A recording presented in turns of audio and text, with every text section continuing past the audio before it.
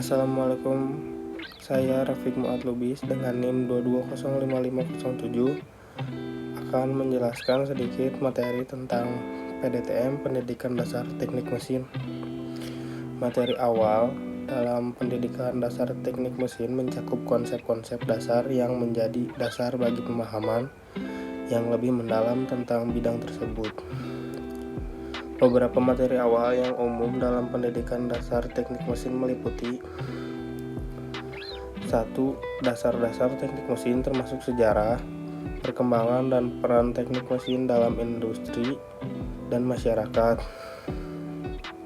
Yang kedua, ada gambar teknik, pengetahuan tentang pembacaan, interpretasi gambar teknik termasuk simbol, skala, tipe, garis, dan proyeksi.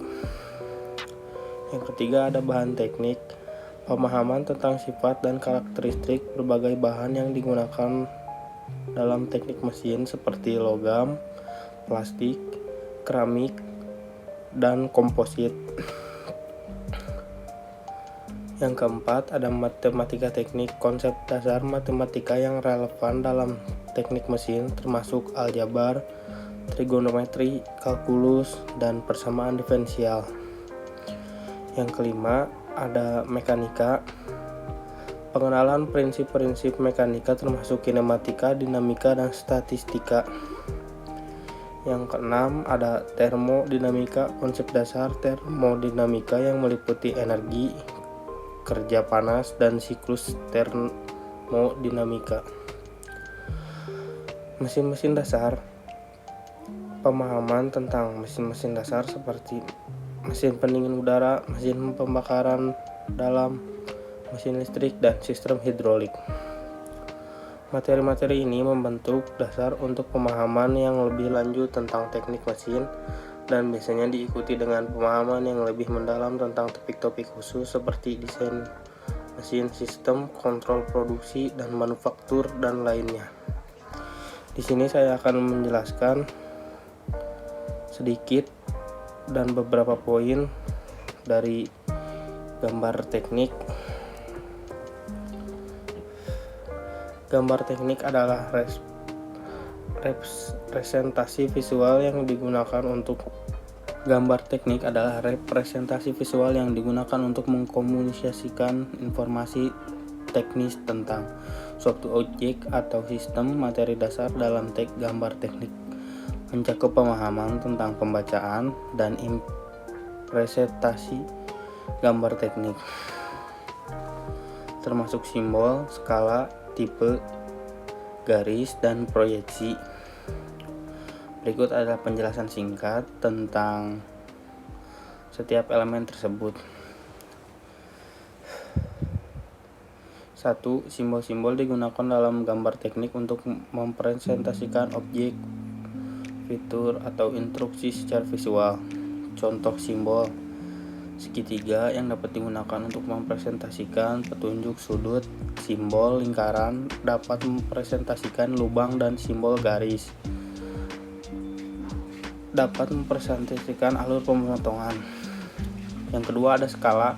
Skala digunakan untuk menentukan perbandingan antara ukuran pada gambar dengan ukuran sebenarnya. Skala dapat dinyatakan dalam bentuk rasio, misalnya 1:100, yang berarti setiap satuan pada gambar mewakili 100 satuan pada objek yang sebenarnya. Yang ketiga, ada tipe garis. Tipe garis digunakan untuk memberikan informasi jenis dan fungsi suatu elemen pada gambar. Misalnya, garis tebal digunakan untuk menggambar kontur objek, garis putus-putus digunakan untuk menggambar bagian yang tersembunyi, dan garis panah digunakan untuk menunjukkan arah atau pergerakan. Yang keempat, ada proyeksi. Proyeksi digunakan untuk menggambarkan objek dalam 3 dimensi ke dalam gambar 2 dimensi. Proyeksi yang umum digunakan untuk proyeksi ortografis atau proyeksi tegak lurus, seperti proyeksi depan, proyeksi samping, dan proyeksi atas. Proyeksi perspektif juga dapat digunakan untuk memberikan gambaran lebih realistis tentang objek dalam gambar. Pemahaman tentang simbol, skala, tipe garis, dan proyeksi dalam gambar teknik memungkinkan seseorang untuk membaca, menginterpretasi, dan mengkomunikasikan informasi teknis dengan jelas dan akurat. Hal ini penting dalam berbagai bidang seperti desain produk, teknik sipil, dan teknik mesin, dan lainnya. Yang kedua, saya akan menjelaskan sedikit tentang mesin bubut. Mesin bubut adalah suatu jenis perkakas mesin yang digunakan dalam proses permesinan untuk membentuk benda kerja yang berputar. Mesin bubut menggunakan pisau pemotong yang dipasang pada sebuah alat yang disebut gubahan. Benda kerja dipasang pada meja putar yang kemudian diputar secara terkontrol. Pisau pemotong kemudian digerakkan secara longitudinal atau memanjang sumbu X atau secara radial sumbu Z untuk menghasilkan bentuk dan ukuran yang diinginkan pada benda kerja. Materi dasar tentang mesin bubut meliputi 1. Komponen-komponen mesin bubut. Penjelasan tentang komponen utama mesin bubut seperti meja putar, gubahan, spindle, motor gerak, dan alat bantu lainnya. 2. Prinsip kerja. Pemahaman tentang bagaimana mesin bubut bekerja, termasuk bagaimana meja putar, pisau pemotong berinteraksi untuk menghasilkan pemrosesan benda kerja. Yang ketiga, ada jenis-jenis operasi bubut. Pengenalan tentang berbagai jenis operasi yang digunakan dengan mesin bubut seperti memutar, menghaluskan permukaan, membentuk profil, mengulir, dan meruncingkan. Yang keempat, mesin bubut.